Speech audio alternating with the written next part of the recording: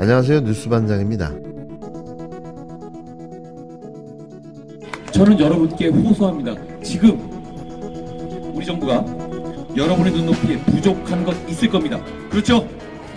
제가 100일도 안 됐습니다. 그렇지만 그 책임 저한테 있지는 않지 않습니까? 그 책임 저한테 있지는 않지 않습니까? 그 책임 저한테 있지는 않지 않습니까?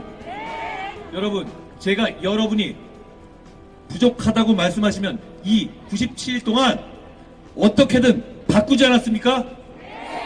제가 여러분이 부족한 사람이다, 바꿔야 한다 그러면 어떻게든 제가 큰 상처를 입더라도 바꾸지 않았습니까? 저는 앞으로도 여러분이 원하시면 그렇게 할 겁니다. 그러니까 저희에게 기회를 한번 주십시오.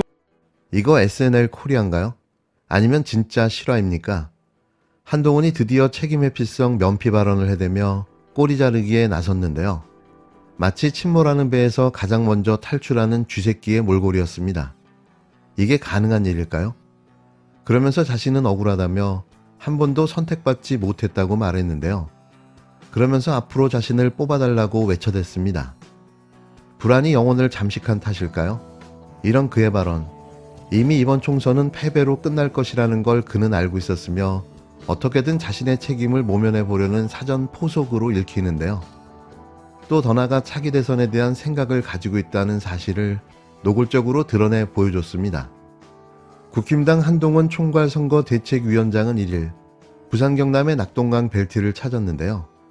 저를 이대로 사라지게 두실 거냐면서 자신이 일하게 해달라고 갑자기 지지를 호소했습니다.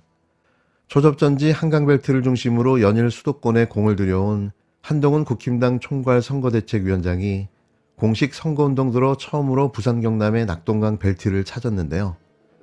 하루 만에 돌변한 그의 유세 발언이 이상 야릇하기만 했습니다.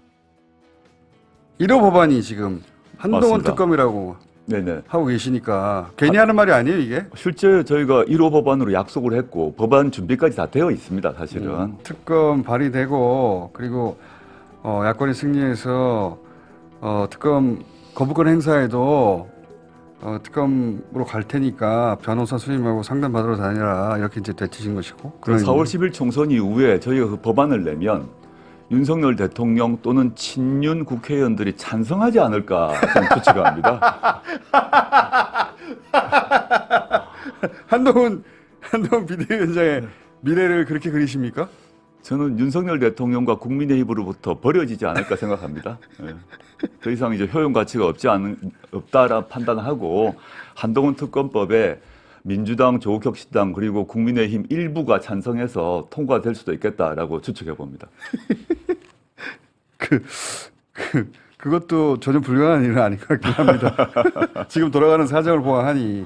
이는 같은 날 오전 유튜브 채널 김어준의 겸손은 힘들다 뉴스공장에 출연한 조국혁신당 대표가 22대 국회에서 한동훈 특검법이 통과될 것이라고 말한 것과 무관해 보이지 않는데요. 조 대표는 한동훈 특검을 내면 윤 대통령과 친윤 의원들이 찬성할 것이라며 한 위원장은 윤 대통령과 국민으로부터 버려질 것이라고 전망했습니다. 안 그래도 매일같이 조국 대표의 강한 압박으로 위기감을 느끼고 있던 한 위원장이 자신이 빠져나갈 구멍을 찾고 있었던 겁니다. 이날 한 위원장의 모습은 두 가지로 정리되는데요. 97일간 자신이 할 도리를 다했고 여기에 대한 책임은 없다. 향후 나는 대선 출마를 할 생각인데 그때 나를 지지해달라. 뭐 이런 소리로 해석됩니다. 진짜 똥줄이 바짝바짝 타는 게 느껴지는데요. 이런 새가슴이 무슨 정치를 한다고 나섰을까요? 평생 검사라는 무소불위 권력 뒤에 숨어 힘을 과시했지만 그는 그냥 쫄보에 지나지 않았던 거죠.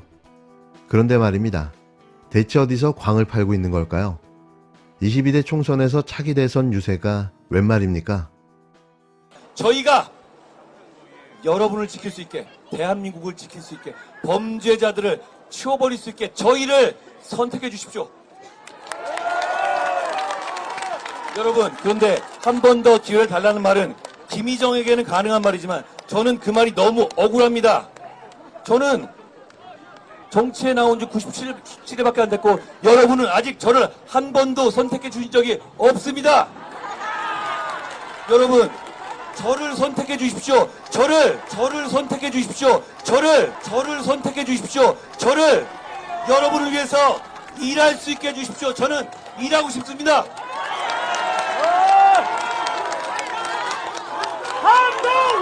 그래도 저는 여러분께 죄송합니다.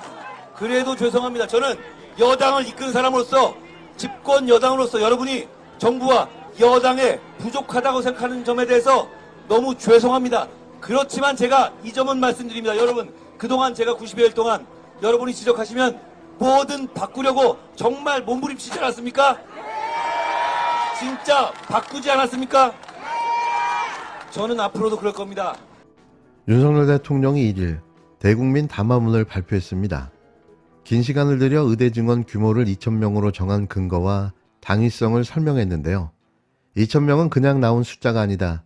2,000명은 최소한이라고 강조하면서도 의료계가 과학적 근거를 갖고 방안을 제시하면 얼마든지 논의할 수 있다고 밝혔습니다. 총선을 9일 앞두고 열린 윤석열 대통령의 대국민 담화문 발표. 12구 이태원 참사와 엑스포 유치 실패 이후 세 번째였습니다. 윤 대통령은 의대 증원 2,000명 규모에 대해 당위성을 재차 설명했는데요. 하지만 대통령은 이날 지난 화물연대 파업에 대한 대처나 건설 현장 폭력, 이른바 건폭에 대한 강력한 대처를 주요 성과로 일일이 제시하기도 했습니다. 제시한 성과는 모두 한결같이 강경 대응이었는데요. 이런 한심한 정부가 또 있나 싶습니다. 문제를 해결하는 게 아니라 오히려 문제를 더 확대하고 심화시킨 건데요. 이 윤 대통령의 말을 담화가 아닌 만우절 농담이라고 비판하며 여당 내부에서도 제발 탈당해줬으면 좋겠다는 말까지 나왔습니다. 총선을 9일 남겨둔 시점, 국힘당을 쑥대밭으로 만드는 치명적인 자충수를 두고 말았는데요. 이러고도 총선 승리가 가능할까요? 윤석열 한동훈 화이팅입니다. 2022년 화물연대의 집단 운송 거부 사태 당시 이길 수 없는 싸움이라며 타협해야 한다는 의견이 많았습니다. 하지만 법과 원칙에 따라 총 932명에 대해 업무 개시 명령을 발동했습니다. 선량한 화물차 기사들을 폭력으로부터 보호하는 데 최선을 다했고 결국 사태를 해결할 수 있었습니다. 건설 현장의 건폭에 대응할 때도 노조 단체와 지지 세력들은 정권 퇴진과 탄핵을 외치며 저항했습니다. 만약 그때 물러섰더라면 건물과 산업시설 건설에 엄청난 차질이 빚어지면서 우리 경제와 일자리에 악영향을 끼쳐 결국 국민에게 그 피해가 고스란히 돌아갔을 것입니다. 건전 재정 기조에 대해서도 여당과 지지자들도 반대했습니다. 앞으로 총선을 치러야 하는데 건전 재정이 말이 되냐는 얘기를 숱하게 들었습니다.